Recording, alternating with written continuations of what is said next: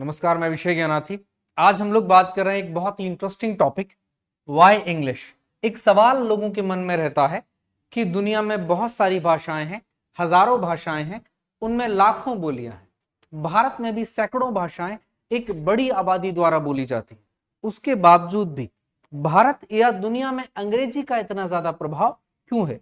तो वही प्रश्न कि अंग्रेजी ही क्यों, दूसरी कोई अन्य भाषा क्यों नहीं, भारत में कोई भारतीय भाषा क्यों नहीं, दुनिया के अन्य देशों में जहां अंग्रेजी ज्यादा प्रभाव में, वहां की लोकल भाषा की बजाय, स्थानीय भाषा की बजाय अंग्रेजी इतनी प्रभाव में क्यों? ये समझने के लिए हमें थोड़ा सा अतीत में जाना होगा, इतिहास की तरफ जाना होगा। प्रमुख उसका जो कारण है, लगभग 200 सालों तक भारत में और पूरी दुनिया में ब्रिटिश शासन रहा। दुनिया की लगभग 1/3 आबादी पर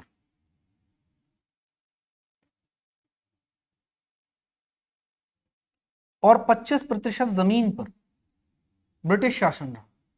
और 1920 के आसपास ब्रिटिश शासन दुनिया का सबसे मजबूत और सबसे बड़ा साम्राज्य था।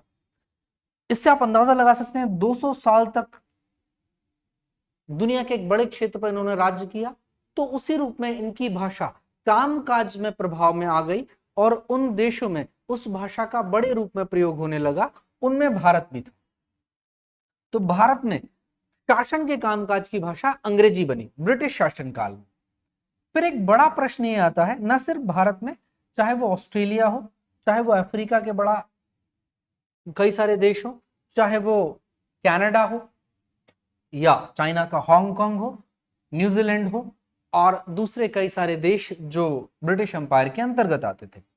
अब एक बड़ा प्रश्न ये बनता है कि चलिए, इतने सालों तक इनका साम्राज्य रहा, इनकी भाषा प्रयोग में हुई, लेकिन जब ये देश आजाद हो गए, उसके बावजूद भी आजाद होने के बाद, स्वतंत्रता पाने के बाद, ये देश वापस अपनी भाषा का इस्तेमाल क्यों नहीं कर पाए और अंग्रेजी ही भाषा का इस्तेमाल क्यों करते रहे? इसको समझने के लिए हम अगर थोड़ा आगे आए, तो भारत जब आजाद हुआ, स्वतंत्रता के बाद जो कॉन्स्टिट्यूशनल असेंबली जो आई, संविधान सभा में एक लंबी चर्चा हुई कि भारत की जो कामकाज की भाषा है, जो राजभाषा है, वो क्या रहेगी। तो प्रमुख रूप से 2 ऑप्शन निकल के आए लंबी चर्चा के बाद, हिंदी और अंग्रेजी। अन्य राज्यों की भाषाओं के बारे में भी चर्चा हुई, लेकिन सहमति नहीं बन पाई। एक भाषा की और चर्चा हुई, उसका नाम था हिंदुस्तानी। वो हिंदी और उर्दू का मिला जुला रूप थी। बाद में वो चर्चा से बाहर हो गई। तो अगर आप देखेंगे कॉन्स्टिट्यूशनल असेंबली को, अगर आप देखेंगे तो काफी सारे लोग इस चर्चा का हिस्सा रहे, ये पूरी असेंबली। तो फाइनली 2 भाषाएं प्रमुख रूप से सामने निकल के आई, हिंदी और अंग्रेजी। अच्छा, अंग्रेजी को लेकर ये जो असेंबली थी, अंग्रेजी को लेकर क्यों उन्हें चलना पड़ा? भारत को अगर आप देखें तो भारत विविधताओं का देश। ऊपर से अगर आप देखेंगे, उत्तर प्रदेश में भी हिंदी है, बुंदेली है, ब्रज है, अवधी है।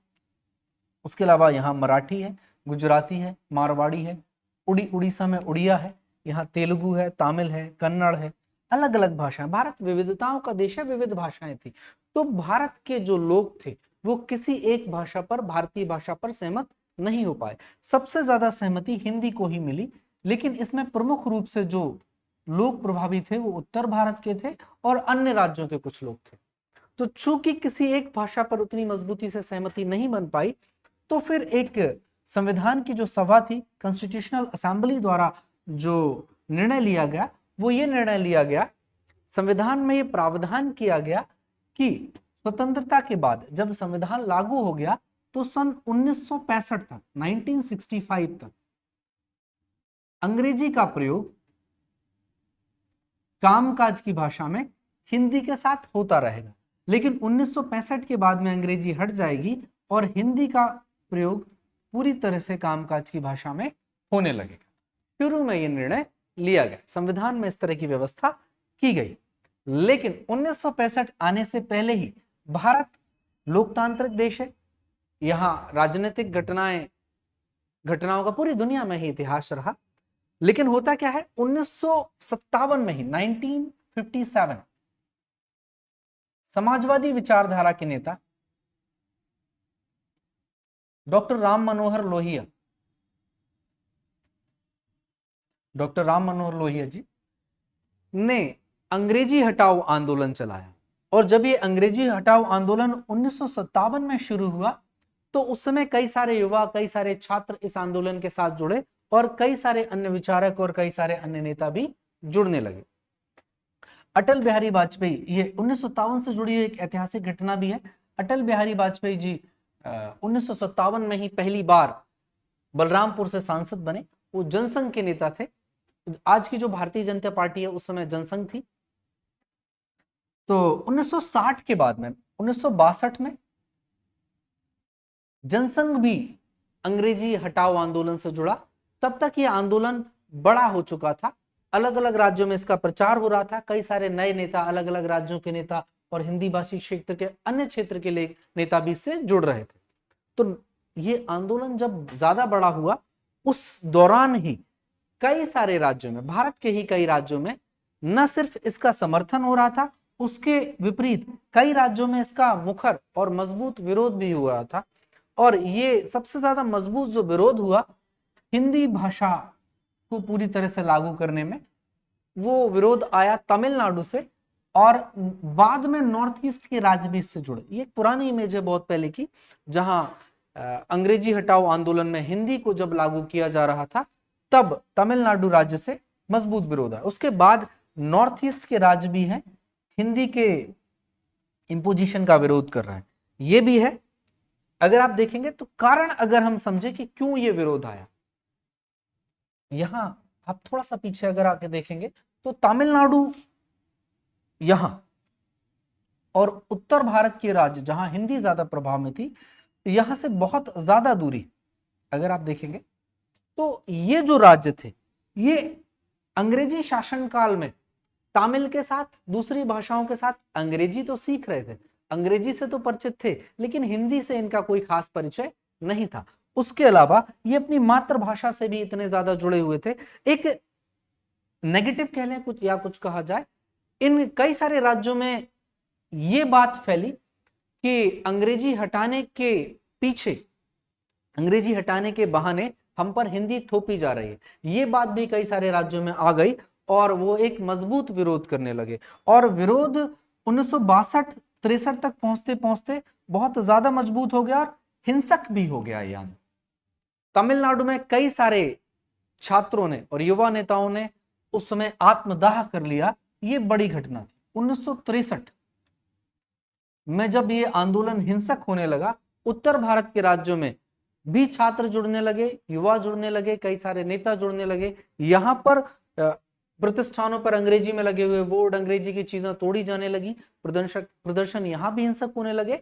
और साउथ के राज्यों में भी, उसके स्पेशली नॉर्थ तमिलनाडु और नॉर्थ ईस्ट के राज्यों में जो आंदोलन थे वो हिंसक होने लगे। तो सरकार ने क्या किया, कांग्रेस की सरकार थी केंद्र में, तमिलनाडु में भी कांग्रेस की ही सरकार थी। तो कांग्रेस की सरकार 1963 में संसद में राजभाषा कानून लेकर आई और इस राजभाषा कानून में हिंदी प्रमुख रूप से राजभाषा बनी। और लेकिन इसके साथ यह तय किया गया कि अंग्रेजी भाषा का इस्तेमाल 1965 के बाद भी, अच्छा पहले क्या हो रहा था कि संविधान में यह प्रावधान था कि अंग्रेजी भाषा का प्रयोग 1965 तक सामान्य राजकाज में, सामान्य सरकारी कार्य में होता रहेगा। लेकिन कई राज्यों का विरोध देखते हुए, स्पेशली तमिलनाडु और नॉर्थ ईस्ट का राज्य का विरोध देखते हुए यह निर्णय लिया गया कि 1965 के बाद भी अंग्रेजी का प्रयोग सामान्य रूप से शासन प्रणाली में होता रहे। लेकिन उसके बाद भी ये बात थोड़ी सी टल गई, लेकिन पूरी तरह से खत्म नहीं हुई। तमिलनाडु में डीएमके जो पार्टी थी, उसके नेता उसके बावजूद भी इसका विरोध करते रहे, उन्होंने विरोध बंद नहीं किया। उसका कारण यह था कि हिंदी को कई जगह वरीयता दी गई थी। तो 1967 के जो विधानसभा चुनाव थे तमिलनाडु के, वहां कांग्रेस हार गई। जब कांग्रेस वहां हार गई तो 1967 में इन्होंने कानून दोबारा संसद में बदला और उसमें यह प्रावधान किया गया कि अनिश्चित काल के लिए हिंदी का प्रयोग भारत की शासन प्रणाली में होता रहेगा। फिर जो निर्णय निकल कर आया, भारत की जो सुप्रीम कोर्ट है उसमें प्रमुख रूप से English, UPSC union public service commission, Bharat में जो सरकारी नौकरियां उनमें जो क्लास 1 की नौकरियां हैं, चाहे वो सिविल क्षेत्र में हो चाहे वो रक्षा क्षेत्र में हो, दोनों को ही प्रमुख रूप से यहां से जाने वाले जो प्रतियोगी छात्र हैं उनको अंग्रेजी की प्रक्रिया से गुजरना अनिवार्य हो गया। तो अगर हम भारत में सुप्रीम कोर्ट देखें चाहे हाई कोर्ट देखें, इनमें कामकाज की भाषा प्रमुख रूप से आज भी अंग्रेजी ही है। उसी प्रकार यूपीएससी में सिलेक्शन जो रेट है अंग्रेजी भाषा का बहुत ज्यादा है, ज्यादातर कामकाज की भाषा जो सिलेक्शन जो प्रोसीजर है वो अंग्रेजी ही है। उसी प्रकार पार्लियामेंट में भी अंग्रेजी का प्रमुख रूप से प्रयोग आज भी होता है। अगर हम थोड़ा सा पीछे जाएं तो कई बार लोगों के मन में बात आ सकती है, तो क्या अंग्रेजी हटाओ आंदोलन पूरी तरह से असफल रहा, उसके कई सारे कोई फायदे नहीं? बिल्कुल कई सारे फायदे भी हुए उसके। जब राम मनोहर लोहिया जी नहीं रहे उस आंदोलन के बाद एक लंबे समय बाद, तो 1992 में सरकार आई, 1992 में पार्टी बनी समाजवादी पार्टी। समाजवादी पार्टी समाजवादी विचारधारा के नेता राम मनोहर लोहिया के अनुयायी मुलायम सिंह यादव जी ने वो पार्टी बनाई, और जब तक वो अपने शासनकाल में रहे उस समय तक वो हिंदी को बढ़ावा देते रहे।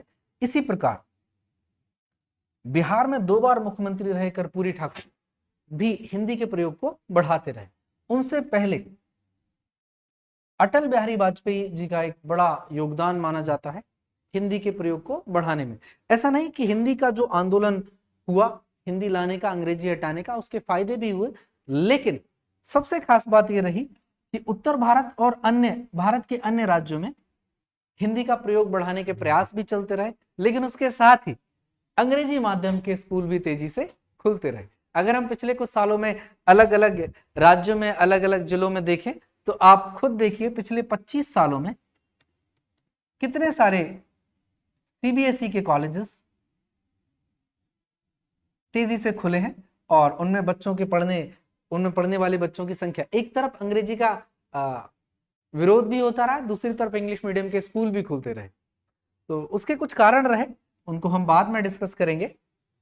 तो ये पहला पार्ट है। मुझे लगता है कि आपको काफी हद तक समझ में आएगा किस तरह से दुनिया में अंग्रेजी आए, उसके बाद भारत का जो राजनीतिक घटनाक्रम रहा, किस तरह से अंग्रेजी पूरी तरह से प्रभाव में आते आते रह गई, और फाइनली जो रिजल्ट आया वो ये आया कि अंग्रेजी अनिश्चित काल तक हिंदी के साथ राजकाज की भाषा बनी रही। अगले पार्ट में हम लोग समझेंगे कि कैसे पूरी दुनिया में आज अंग्रेजी जो प्रभावी है उसके अन्य प्रमुख कारण क्या है, जिनमें वर्ल्ड वॉर एक प्रमुख कारण है, इंटरनेट भी एक प्रमुख कारण है, और ग्लोबलाइजेशन भी एक प्रमुख कारण है। इसके अलावा भी कुछ अन्य प्रमुख कारण है। आज की तरह अन्य इंटरेस्टिंग जानकारी आपको मिलेगी और इंटरेस्टिंग वीडियो के साथ हम समझेंगे।